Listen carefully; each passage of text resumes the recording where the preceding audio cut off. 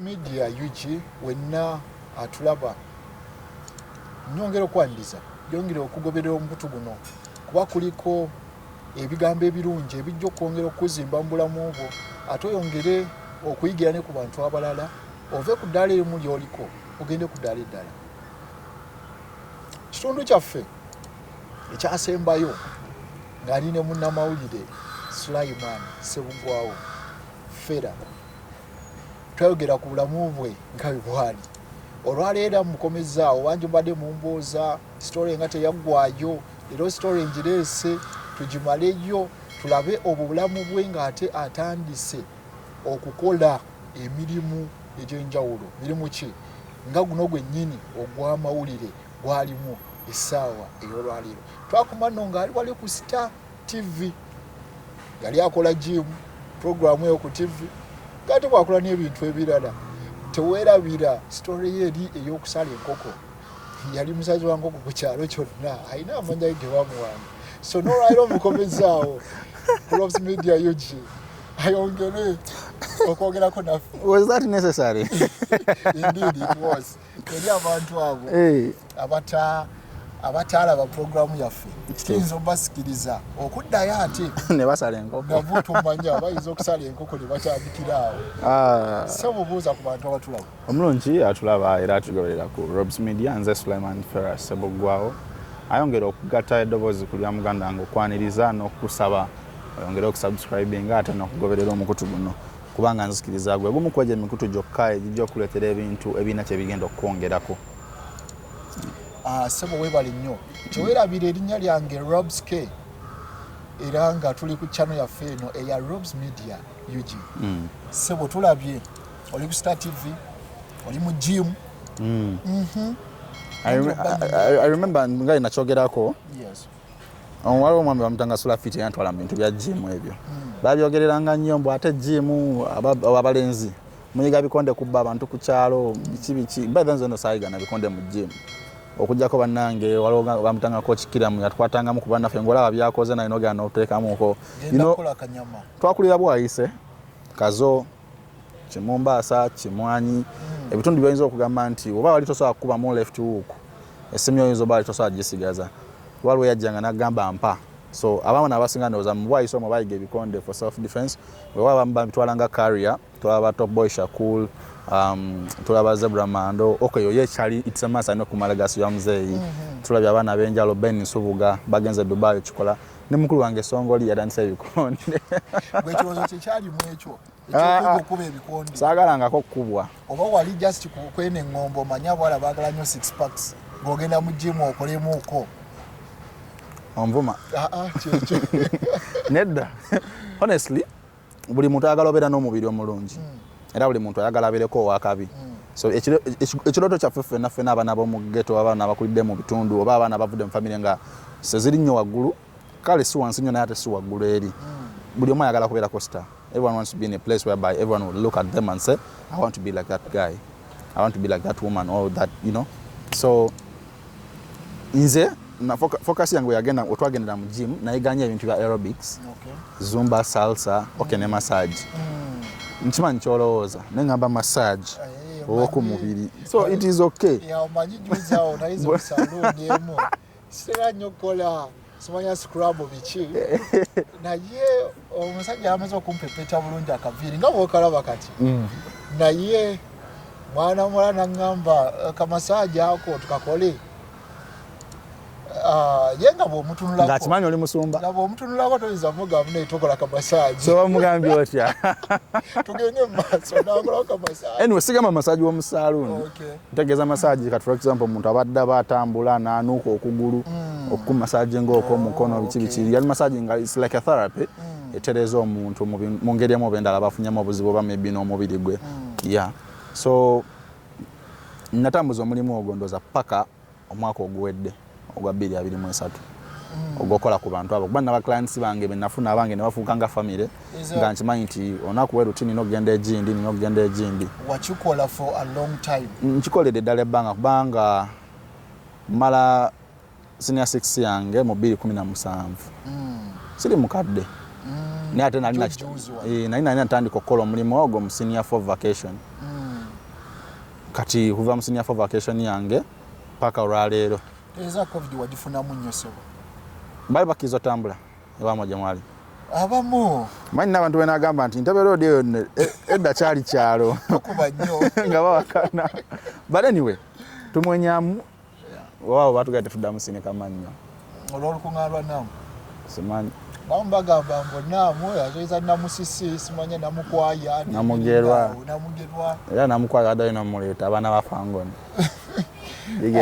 so tuli mu masaaji oyo so mbikola but olunaku lwange olwasooka okufuna client eyali personal okay one on one sigamba person yali wangeze mufunye but then I mean olina client one on one mu room mutudde ogenamu amassage omukyalo oyo okay I can disclose yali manager wa telecom company kutabiri erugogaawo naye ng'asula n'alya nga nze mbeera kazo wamuzeeyo ebiseera ebyo kukyalo mukama wange nangamba ogenda kere n'alya naye njagala saa 12 zikusange ku gate mu butuufu ng'olina zzuuka ku saa 11 twakolanga exercise n'omukyalo yali lubuto no yali azadde naye nga baamulongoosa kati nga bayisewo ebbanga ng'atandika ne clinical exercise kuba yesookerwako so we had to walk from Naalya tugende Nambole then muve Nambole mukomewo then you stretch you massage her ntuuka ku gate ye akubira mukama wange amubuuza sula mukama wange bamutasula feet sula ti ate ompadde mutabaniwo nali katini nnyo so oli yali mukamawo nga yakutraininga yantraininga yanyambako ne course yona ino okugimala ofuna certificate yange ansindise genda okole field first day already akwesiga jengenze robandi kati ndika mpimpi sala olitandika oli agamba ate ompadde mutabani wo yanyoma mukama wange yadamu namubuuza ku simu nali njiwulira oyagala instructor oyagala musajja ko njagala instructor ko oyo instructor gwe nkuwadde tannaba kumanya kikuvaamu nakyokola azala yakabiri alabya akabiri ate kale nali sinatandika kugula ku bizigo kwesiga nga ndikaziufu bwe wawulira ekigambo ekyo ng'amukubidde nga kashoni we kali ku intani mutegeere oyo naye kati sewo bw'omulaako tagambikako watabbu kale nja munyumyako shoni oyo anyway so bakkiriziganya notandika exercise nenga kale nange nalina mu fear because mukyala mukulumu ate otya n'okukola ensobi so namusavinga bulungi first week yange yasooka I remember allowance kayina okumpa yakongezaamu ng'alaba ky'okoze ng'alaba kyenkoze kyekyo omukyala oyo tami yatuuka nakola naye ndowooza mu mwaka nga gumu but she recommended others and this is side from even my boss nga ne boss wange tamanyi nti oli yampayo abalala olwotandika ofuna bakasitoma abange okwongera okuyingiza thank you so much okwongera okukuguka enda okumaliza nze soda mukolera mu gym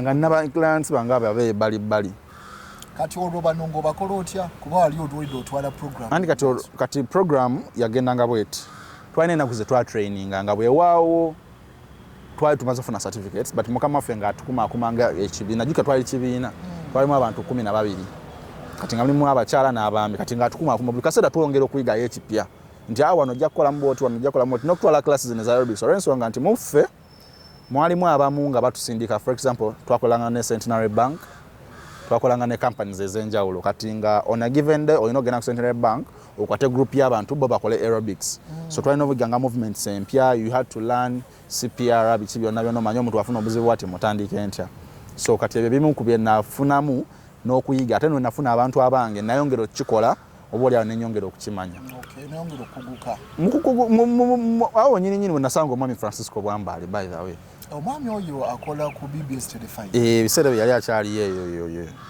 nga byafuna sente za gavumenti ate n'omwami ogolaba naye ava ku Ntebe Road era kyalo ate kati ova Ntebe Road side wa oluguudo olukufulumya ne lukutwala paka e Bulaaya Sebo osula ku airport sisula ku airport naye nsula awo simple abagenda ku airport we bayita nga beeyongerayo esebo saagala tulemere ku kintu kyewammwe tukikomyawo kyogambe wammwe site olwo gye bayita katende site kitende site oluguudo olukutwala Entebbe naye nga tuli mu Wakiso district it is okay emyaka 7 emabega kale wali mukyalo sisinkanye Francisco Bwambale omwami oyo yannyamba nnyo cause yalina program erinnya oba bagitanga ekyenkya program ya stay ya morning show ne mu program eyo yalinamu segment ya sports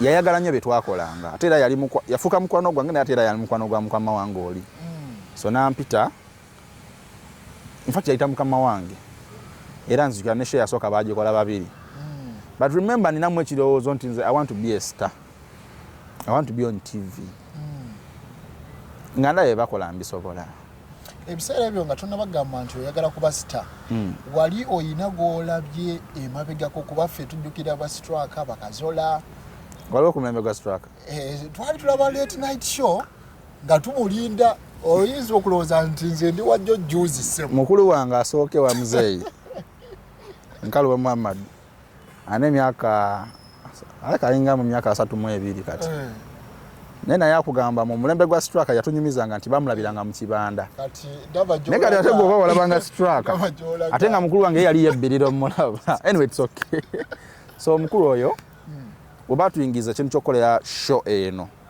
bye tukola kudemonstratinga mu TV wali ku TV mu studio in fact that was my first studio entry ne tubikolanga wali nayagalanga nnyo okubeera mu maaso abantu bandabe kyesamanya nti neobeeredde emabega kamera ezoominga nga shani kyakola n'olabika so I started like that ne tuba nga tukolanga show eyo munda kati one day my boss didn't make it and then we had a team of new entrants katuni mu class yaffe yasooka baspiria baabana abalala abakajja kati nga bwe tebasobola kunkolako show kati twagenda abantu basatu baba bali batanso okutugabanyamu so twagenda abantu basatu okukola show we twatuukayo they told us mwe mugenda presentinga mwe mugenda okunyonyola ki kyemukola mwe mugenda okukola ki ntunuulira kamera za sita zaali nnene nga waliwo kamera emu waliwo kamera endala waliwo n'eri waggulu kati ate nga bateekako esineeryo kekkuba empewo obadde otiddemu kati n'okankana empewo then I remember Mwami Francisco came and he called me out nangamba no you can make it badde mukikola religious wabambadde mukikola mu group kyabadde akola gwe kyoba okola osobola noteekamu ekikyo for as long as kyotugamba ge mazima so I decided to be free nankola show yasooka mukama wange teyaddamu kukola mu bufunze ssebo wabba omulimu gwa mukama wo obufunze sakuba akayadde wakana atunulamu n'agamba nyongereko ki I told you bada kyenkugamba on record show yange yasooka yastangirina nadayo ku YouTube yaabwe nenji screen recording because I couldn't download on Facebook by then nalisi bimanyi njirina netandika okukolanga ne Mami Francisco Bambale ate yali PR wakiri ekibiina kati nga akwa bugigi then mukama wange nainvitinga ekintu kyoganga tugenda oba wakiso ne tukuba essomero ne tugenda wa mwasigala mukyayina enkolagana nnungi ne mukama wo yalina obuyinza bwonna obwongamba vaawo kuba yali nnyini kyo teyadda kola yanneesigana ki kyeyali alabye mu nze take on what happened later twatula wansi ne tufuna idea ntumugana naye kati olaba nti eri show ebadde y'abali be batulagira nti tukolewe tuti how about we start our own we sell our content to these media houses nkimugamba because I wanted to prove nga nange njagala negezese can I host a show but I didn't want this show italina kyegattako nanga mukama wange ng'oggyeko okugamba abantu nti tukola bukozi kino tubabulire emigaso egikirimu he accepted nentula wansi erinnya eryanzijira mu muntu eri yali ya fitness round table ku fitness round table I could host my boss n'omusawo yenna di omuntu lwava mu gym okugenda w'omusawo di omusawo lwava mu gym okujja di omuntu ava mu ddwaliro okujja mu gym because byonna byonna byetaagibwa show yankolera I moved with my show from Star TV I went to HTV by then yali ekyali awo kamwokya nga tenagenda eri Kisota Road and sides eyo Kulambiro I went to Fresh TV with it so olwo abantu bongera okutegeera ne service yo gy'okola so I went to Fresh TV with that show but then PD yaliwo bali bamutanga